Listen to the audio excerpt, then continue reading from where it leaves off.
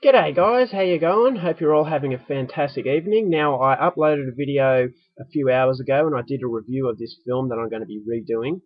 Now, the reason I'm redoing it is because the video before was cut short by 3 minutes, so I didn't get to conclude my review. I don't know what the hell was going on. YouTube was being silly, so hopefully this time it all goes smoothly. So first, I want to say thank you very much to all my subscribers. 300 subs, it's more than I could have imagined. Thank you all for the support.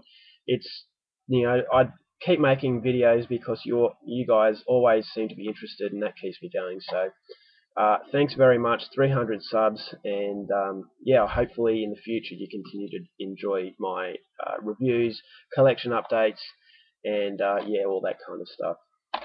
So, the film I'm reviewing for the second time is a Scandinavian film made in 2008, directed by Patrick Sversen, and the Norwegian title is Rovdyr, or so I believe. I think I may have pronounced that right or wrong, I don't know.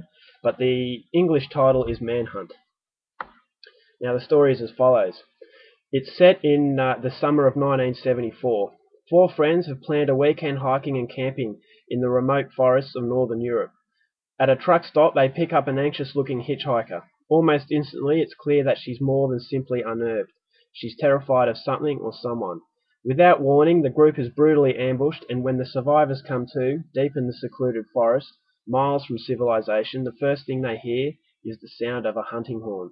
Their nightmare is far from over. In fact, it's only just begun. The game is on, and they realise to their absolute horror that they are the prey. So you've got four characters in this film.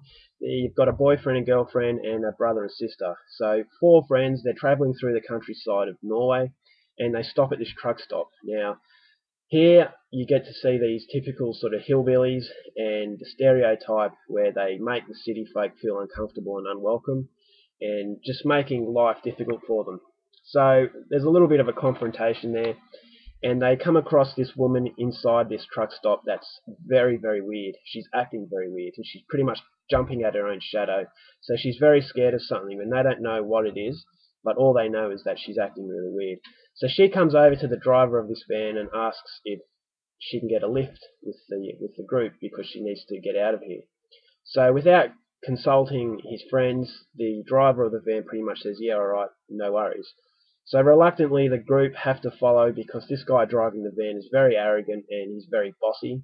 And because he owns the van, it's pretty much his way or the highway.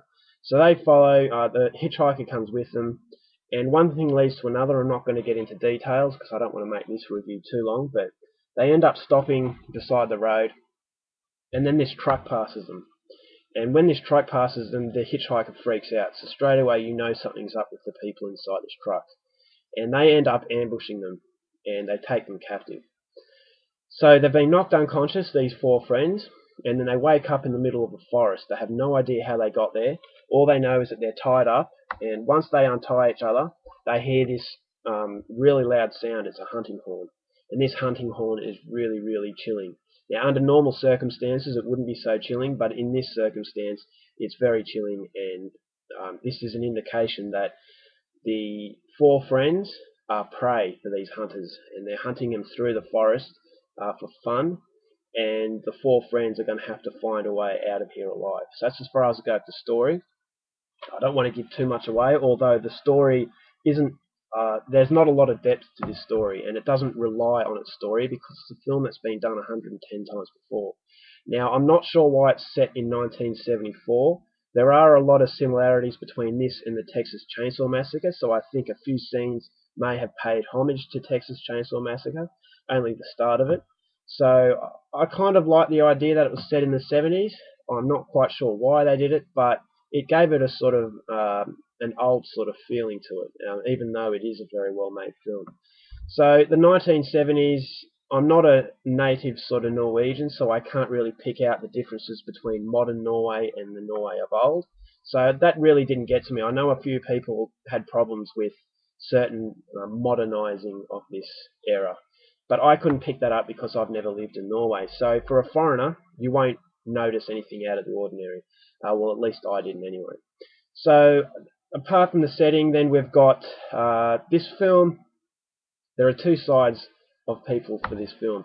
the side who love it and the side who hate it. Now, this has got a lot of bad press. I was reluctant to pick it up at first. I had a few recommendations from a few friends, so I was kind of curious about it, but then all the bad press that this film has got kind of put me off it a bit, and I thought, well, what the hell, it's a fairly cheap film to buy on, this is the UK release, by the way. It was a fairly cheap film to buy, so I thought I'll give it a go. I've got high expectations whenever I come across a Scandinavian horror film, because they've done some really good stuff lately, and they're really coming and making a name for themselves. So I had an expectation there. Although I'd heard bad things, I still hoped that it would have a Norwegian sort of flavour and a solid sort of film. And I can safely say that this film, I was happy with it. Now, I can't understand all the bad press it's got.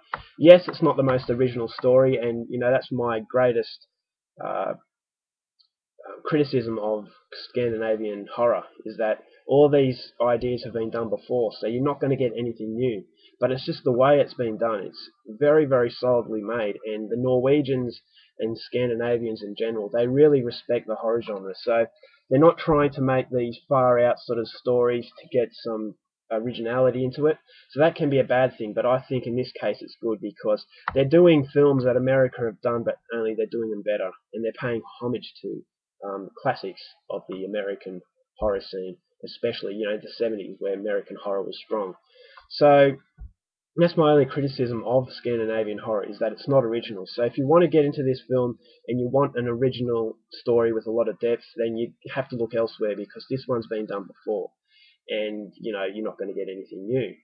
But the gore is the main attraction to this film that I was really curious about, because Norwegian horror and Scandinavian horror, once again in general, isn't known for its gore. I know Dead Snow is a very gory film, but that was one of a kind, because the other ones really had a mental sort of impact on you. So I was really curious to see what the gore was going to be like in this one, and I can say that the gore was absolutely fantastic in this film. This is a very, very nasty, cruel film. The gore is very, very good, very painful to watch, and it's very uncomfortable to watch, because a few scenes where the people are dying, they're not killed straight out, and they're left gasping for air. So that was really realistic and disturbing to see that these weren't killed outright. They pretty much suffered before they died, and the hunters were taking a lot of joy out of this. Now, the storyline, as I said, not original, but the camera work and the direction of this film was very, very solid. The acting was okay, but then again, I'm not a Norwegian native, so I can't really see how naturally it's coming out, the dialogue.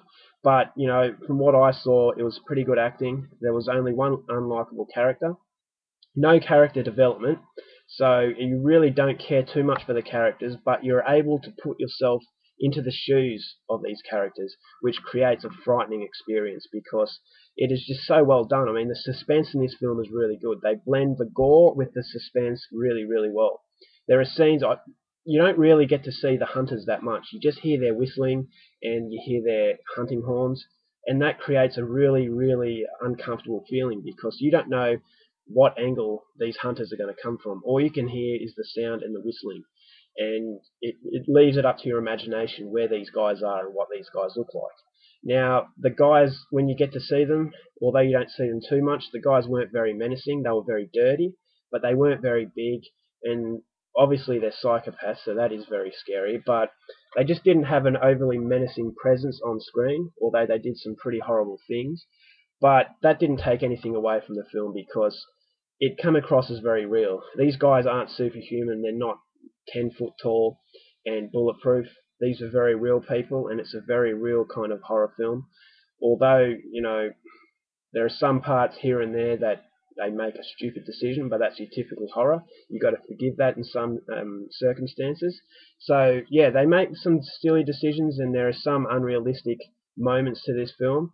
But overall, I was very impressed with it. I was very, very happy. The suspense was there. The gore was there. Some very good gore. Gore hounds will be very happy with this one. And the way it was made, it was shot very well. The camera angles were great. The forest, it kind of had a dull sort of colour to it all, so it was in no way cool to see the violence. It was very painful. The blood was very dark, so it had a very real feel. And yeah, there's not a lot to hate about this film, and I can't understand the hatred that this film has got. Now, my only criticism really, apart from the fact that I didn't really like the fact it was 1970s, Only other criticism is the fact I felt it didn't quite go long enough. I thought it cut short just a little bit too early. I would have liked a little bit more added onto the end, but that's only a very little criticism because it only goes for 75 minutes, so it's over very quickly. So yeah, it gets straight to the point and doesn't let go from there. So I highly recommend this film. It is a very, very good one. I don't understand the hatred for it. If you're a fan of Scandinavian horror, this is a must-have. Very, very good, and I was very surprised by it. Alright guys, that's my review. Hopefully this time it works. Fingers crossed. Until next time, I'll see you later.